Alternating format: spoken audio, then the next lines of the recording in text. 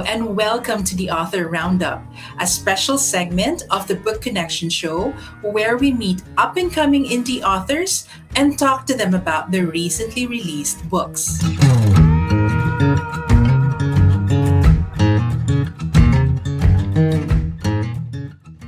Hello, I'm Jenny, your host for today's episode of Author Roundup. I'm excited to have this opportunity to talk to our guest again. He's the creator of the Code Z book series, which is about how the Kawasaki Superbikes appeared on the world stage. He is a German citizen and retired as a licensed aircraft maintenance engineer after he was made redundant in 2014.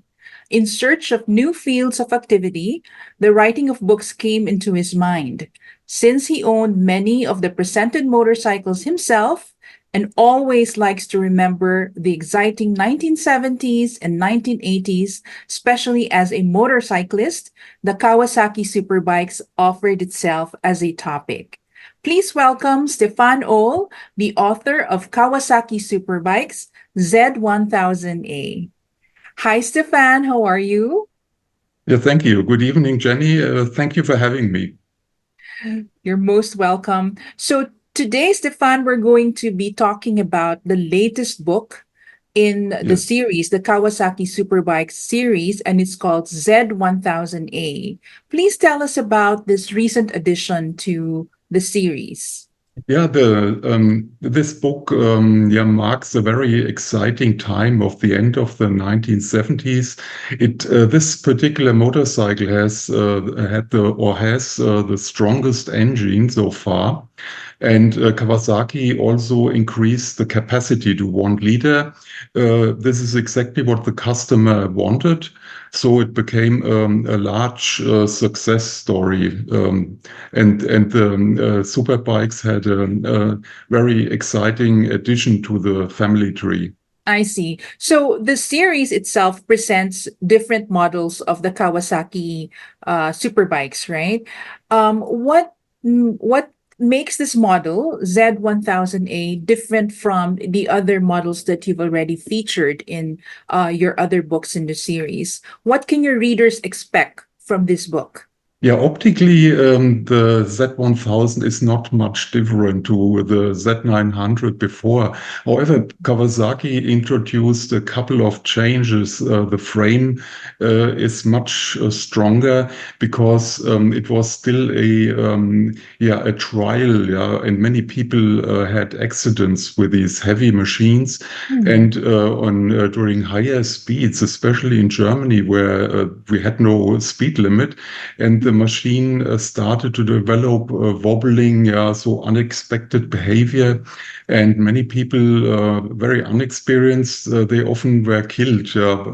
I mean, Oh, when you reach 200 kilometers per hour and the machine starts to wobble suddenly during a lane change, you need to do the right thing. Otherwise, you make it so bad that the machine throws you off the seat. Yeah, hmm. and so it was a trial and error. The the most important change is the engine. Yeah, Kawasaki went from 903 to about 1000 cc. This is the Mm, biggest change. I see. But in terms of the aesthetics, like how the motorcycle looks like, is it the same as the other models or? Yeah, so the viewer can see here, it doesn't look much different. Yeah, the Mhm. exhaust is basically the same in the front. Yeah, it has changed a little bit in the back. However, the line is absolutely the same. And the Mhm. Kawasaki engineers called it the 3S styling concept. And this was so successful, they decided just to continue, made a little bit of change here, change there. And yeah, and then people came up with the idea to make modifications. For example, the movie Mad Max appeared end of the Mm, 1970s in Germany, a little bit earlier, obviously in English talking countries. And the movie had a large success on the sale numbers of Kawasaki because mm, the movie features many of these bikes, yeah, the Z1000 especially. So the main character Goose had one. I have a large section of the book which talks about this modification and the movie. Also, what is worth noting, the Kawasaki plant in Lincoln, Nebraska, already built the KZ900B1 LTD, and with this experience, they were able to build also some of these bikes. Yeah, some were built in Japan, others in America, and this is where the KZ comes in. Yeah, Kawasaki America has put a K in front of the type emblem. Yeah, this is where you can recognize all others with one Z. Yeah, they are European models or Japanese models. I see. And your book would have all of those illustrations or those pictures featured. Yes, exactly. It is a very important part of my book to show the differences, which bikes are built in America, which in Japan. So if someone wants to assemble a particular bike and spends a lot of time to make it original, this book helps to find little details, little marks in parts where you can see that is a genuine American part or a genuine Japanese part. And this is the purpose of these books to show all these differences. It's called in America the Americanization of Kawasaki, and there's even an emblem was developed. Yeah, so Kawasaki had a special model, and they fitted it with a tank emblem here. So it's a Mm, very nice emblem, and it yeah. 200 machines were built and given to dealers. And there Hmm. was a ride with these 200 motorcycles to mark the Americanization of Kawasaki. This is also a milestone. Yeah, Mm. yeah. Yeah, that's very interesting. I'm sure motorcycle enthusiasts would be very interested and excited to see all of that information in the book. I hope. Now, Yeah. you mentioned in our past interview, Stefan, that you are a motorcycle enthusiast yourself, and you've always been interested in motorcycles. Please tell us how this came about. Yeah, we had a dealership in our neighborhood village, and I must say that right from the beginning, we had Honda, Suzuki's, but the Kawasaki models, they were there was never a doubt that when I have my driver license, I will buy a Kawasaki. It was a Z400.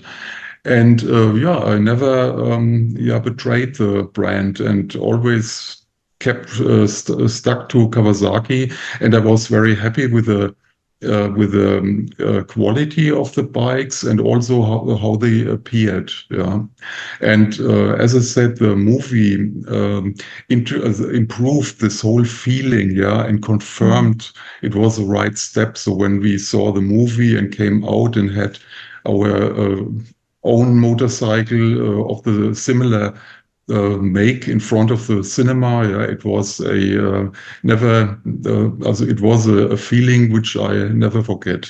Yeah. I see. So, what is it What is it about the motorcycles that got you so interested in them? Like, I'm sure there are other stuff like cars and all that. What is it about motorcycles? Yeah, at the end of the 1970s, we had a very disciplined culture in Germany. So young people didn't have much room for movement. So then from America, the jeans came to Germany, the motorcycles came. It was a way to break out, yeah, of the strict world of the adults. And this basically opened our, yeah, our mind, yeah, our personality. So it was a way to yeah, make our own world. Yeah, with these motorcycles. And what I admired are the leather dresses. Yeah, in the movie, there is a very famous scene where the one of the main characters, toe cutter, he picks up his friend from a railway station. Yeah, and when he walked in his leather dress, yeah, it was I get goosebumps still. Yeah, and yeah, so it was a fantastic time where you dress and you were a different person. Your pride. So maybe it's tied to the knights, yeah, or cowboys. Yeah, it's a similar feeling. Yeah, they were proud of their horse. We had our motorcycles. I see. So, I have to ask you this. Among all the motorcycles featured in the series, which one is your favorite? Yeah, basically the Z1000 because it has biggest engine. It has still the triple S styling concept and the high handlebar. Later, Kawasaki went down with the handlebar because of the high speeds to take the load away from the wind. And this particular motorcycle still had the high handlebar where you set upright like on a horse. So it is a fantastic feeling, and they found the best seating position for the rider. Yeah, this is what yeah what I can say to the Z1000. Yeah, my favorite bike. I see. So there really is a favorite among all of those. Tell me, Stefan, how long did it take you to complete this book? Yeah, it was about 9 months because I did a lot of research already with the previous books. So when I saw something, an image, which is for one of the next books, I took it. And the experience with the 900 Super 4 book helped me a lot to save time. Yeah, I had the structure of the book. Yeah, and yeah, the experience helped me to save a lot of time. And it took about 9 months to finish it. I see. So that's quite a long time. Tell me how your experience as a retired engineer. I understand you were a licensed aircraft maintenance engineer. How did your Yeah. professional background help you as an author while you were writing this book? Yeah, it is probably one of the best backgrounds you can have because when you repair motorcycles like these with 100 horsepower, they don't forgive any mistakes. You need to do the maintenance. Yeah, you need to know, you have to pay attention to even noise of the engine and so on, and straight away do repair. And so the attitude and related to aircraft is very related to repairing motorcycles because they don't forgive any mistakes. When you imagine 100 horsepower, they are transferred to the road by a space like that. Yeah, so just a hand. This is the surface area of the wheels to the road. And when you have mistakes, it's unforgiving. Yeah. And so I found it very helpful with the discipline and attention to detail to approach the motorcycle repair. Yes, I think it's also because your book is very detail oriented, right? So your experience as an engineer probably helped a lot when you were, trying to come up with all of these information that you need or you would want to include in the book. Okay, so Yes. um, this is not the first book you've written, and in the past interviews I've had with you, you talked about some challenges you had while you were writing those books. Would those be the same challenges that you had with this book, or are there other challenges that you've had just for this book? Yeah, it was similar. It is a time, the 70s, where not many high resolution photos were taken. So it took a long time to find high detailed photos good enough for the book and then to obtain the permission from the owner to use the photos. And this took also yeah, a considerable amount of time.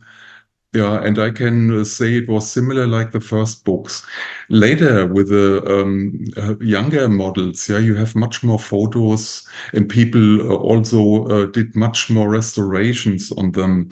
Yeah, the rare early bikes, yeah, it is very hard to get photos, and this was a challenge. I see. So that's one of the main challenges, basically because this motorcycle was released like many years ago, so that's probably the reason why Yes. you don't have the pictures. Did you resort to just making illustrations for some parts perhaps, or the motorcycles? Do you have Yes, illustrations in your book? yeah, many of these images are done by myself. The lack of photos, yeah, I was forced to do this because if there are no photos, you have to create them basically from scratch with paint. And also, this particular image here is from a brochure from Kawasaki, and there is a lady standing behind. And what I did, I liked how the motorcycle was presented. So I removed basically the lady from behind. Yeah. And this is Mm. a very good example what I had to do. So people had parts in their hands. So I removed the fingers and hands. I removed broken parts or dust and so on. Yeah. To make them ready for my book. So there is probably not one image which is not touched by special yeah, touch up, yeah, and a little bit of cleaning, yeah, and removing of the background. My goal is to have a white background. To just take a photo and put it in the book would be too easy. So Mhm. most of my images have a white background. So only the main thing is visible, basically. Yeah, and this is very time consuming.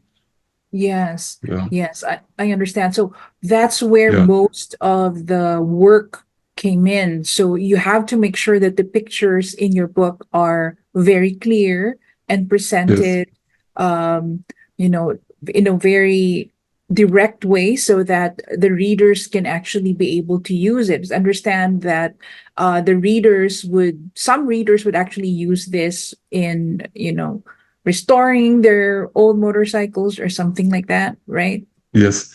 And also I can present high resolution images because I had to reduce sometimes the size. Otherwise, I would exceed the maximum size of the file.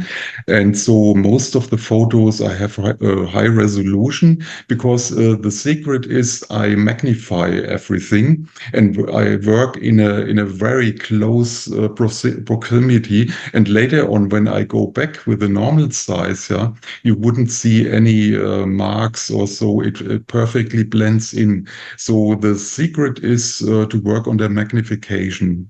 Yeah, zoom it in. Yeah, work in the large sections, and then when you go back, zoom out, and it looks perfect for me. Yeah, because my quality standards are very high, and I have to force myself to say that's it. We leave it like that. Yeah, because you can spend so much time, but there is a time limit for every page. Otherwise, you would not finish.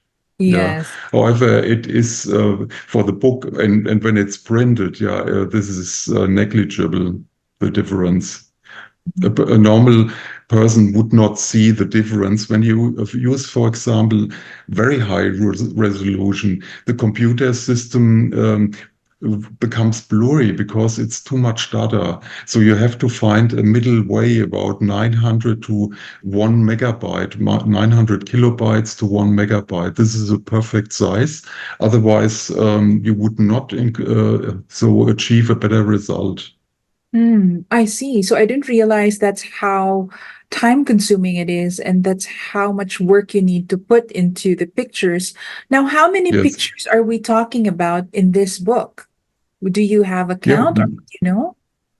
Yeah, the Ex Libris has a maximum page number of 480, and I actually had to reduce my book. It had far beyond 500, Mhm. with about 490 images.